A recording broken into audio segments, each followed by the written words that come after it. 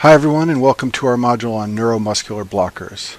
So I think of anesthetics as falling into four general classes. The first two are the inhaled and the intravenous anesthetics, and these are usually used as general anesthetics to make a patient unconscious. The next group are the local anesthetics used to numb the skin or a nerve, and then finally we have neuromuscular blockers, which are used to create paralysis. So I've listed on this slide the agents that are used as paralytics. So the first one is succinylcholine, and it's really in a class by itself because it has a different mechanism from all the others, and we'll talk about that in a minute.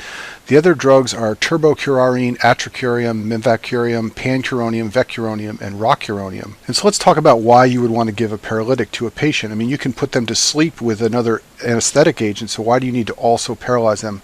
Well, there are some surgical procedures where they don't want the muscles of the abdomen to contract, so a paralytic can be useful there. Sometimes paralytics are given to patients in the intensive care unit because if they're severely hypoxic, paralyzing the muscles of the chest wall has been shown to improve oxygenation. And then finally, if it's an emergent situation and a patient is really struggling to breathe, you sometimes want to paralyze them and put them to sleep very quickly so you can put them on the ventilator, and that's called rapid sequence intubation, and we'll talk about that in a minute. So all these agents are used to make someone paralyzed in these special circumstances where you want them to not be able to contract their muscles at all. So succinylcholine is in a class by itself. It's different from all the other paralytics, and that's because it is a depolarizing neuromuscular blocker. All the other paralytic agents block depolarization of muscle cells. Succinylcholine actually causes depolarization of muscle tissue. It's basically two acetylcholine molecules stuck together, and it's a very strong nicotinic receptor agonist. So it will cause sustained depolarization of the muscle, and over time this will prevent muscle contraction so that you get paralysis. The way succinylcholine works is that it causes two phases of so-called depolarizing block. In phase 1, the muscle depolarizes and the muscle begins to fasciculate. In phase 2, the muscle's been so stimulated that it is now desensitized. Depolarization has occurred throughout the muscle tissue, and basically the muscle is no longer responsive to acetylcholine. And that's how a depolarizing block of muscle contraction works. So let's talk about the two phases of depolarization in a little more detail. Phase 1 is called the depolarizing phase. So succinylcholine is going to depolarize the muscle tissue, and sodium channels will open and then close, and they will become inactivated. At this point, the membrane potential needs to reset so the muscle can work again. Now normally acetylcholine gets hydrolyzed very quickly by acetylcholinesterase, and then the muscle cell can reset and contract again.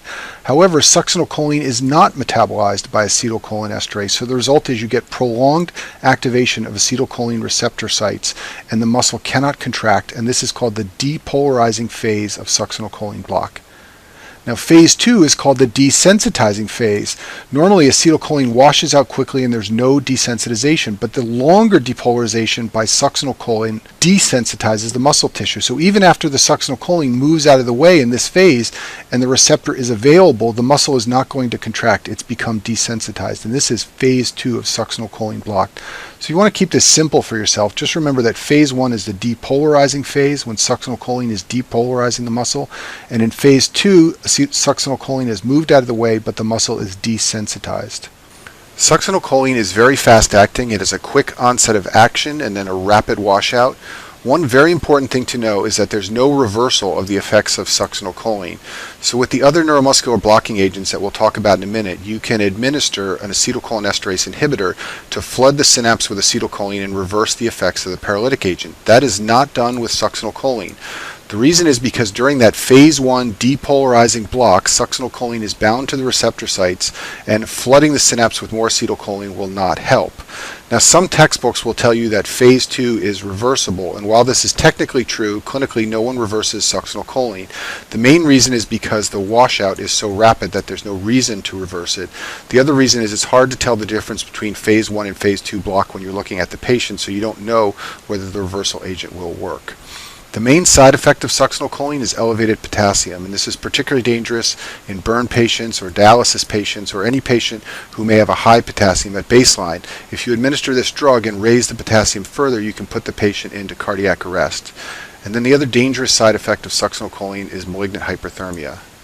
So let's talk about malignant hyperthermia. It's a rare, dangerous reaction that occurs after patients receive halothane, which is an inhaled anesthetic, or succinylcholine. These patients will wake up from surgery and they'll have a very high fever and muscle rigidity. And you should remember those two things because that's a classic presentation for a board question on malignant hyperthermia. They'll also be tachycardic and hypertensive. There will be extensive muscle damage. So potassium will spill out of their muscle, so will CK. The potassium can cause arrhythmias. The creatinine kinase can cause renal failure. And we think this happens because patients have a problem with something called the ryanodine receptor on the sarcoplasmic reticulum. This is a calcium channel in the sarcoplasmic reticulum of muscle tissue, and it's abnormal in patients who get malignant hyperthermia. We think it may be passed down in an autosomal dominant fashion. This receptor dumps calcium in response to these drugs, and the calcium leads to massive consumption of ATP as the sarcoplasmic reticulum tries to reuptake that calcium. All this ATP consumption leads to heat, and the heat is what causes the tissue damage, and that's why it's called hyperthermia, and it presents with a high fever.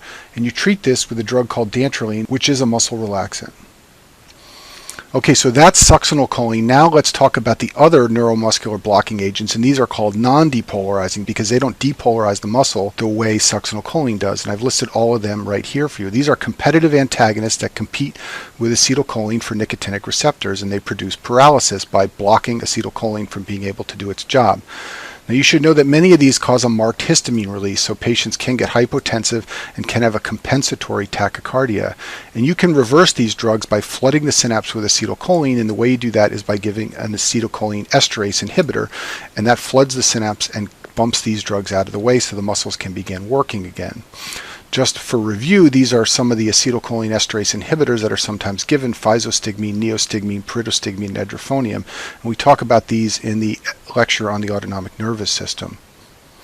You should know about something called ICU weakness. So sometimes paralytics are given to patients on the ventilator in the ICU because it's been shown to improve oxygenation. So if you have a patient with a really bad pneumonia who's severely hypoxic, you can paralyze them, and it sometimes helps to get oxygen into their bloodstream. The problem is giving these paralytics is associated with prolonged weakness after they've been in the ICU. And ICU weakness is a big problem if you ever meet a patient who is in the intensive care unit for several weeks on a ventilator.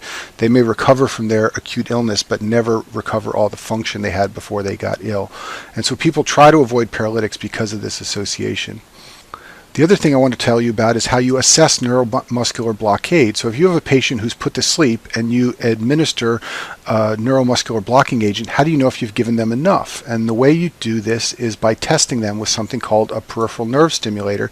You give 4 impulses to a nerve and you see how much they react. So this is called the train of 4, and I've shown you a picture of it right here. You put these little stimulators on the patient's wrist, and then it sends a little electrical jolt and it makes the fingers contract. And this is how you assess neuromuscular blockade in patients under anesthesia. Your goal is to usually see them contract 1 time out of 4 stimulations or 2 times out of 4 stimulations.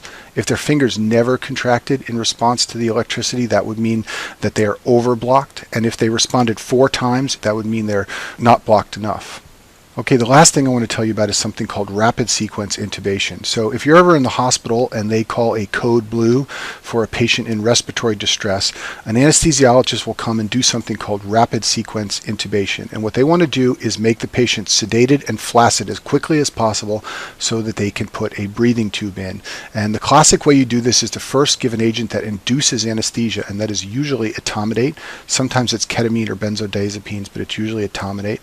And then you give an agent that causes paralysis, and this is the one place where they often use succinylcholine. People don't like to use succinylcholine because of the hyperkalemia and the malignant hyperthermia, and you can't reverse it, but it's very useful here because it has the most rapid onset and rapid offset. So this will quickly paralyze the patient, and then along with etomidate, the patient will be unconscious, and they can put the breathing tube in and get them on the ventilator, and then the effects of these 2 drugs will rapidly wear off, and then another sedative like propofol or fentanyl can be given as a drip in the ICU to keep them sedated while they're on a ventilator. It's very uncomfortable to have a breathing tube down your throat, so patients on a ventilator need to be on some kind of sedative as long as you're going to keep them on the breathing machine. And that concludes our module on neuromuscular blocking agents.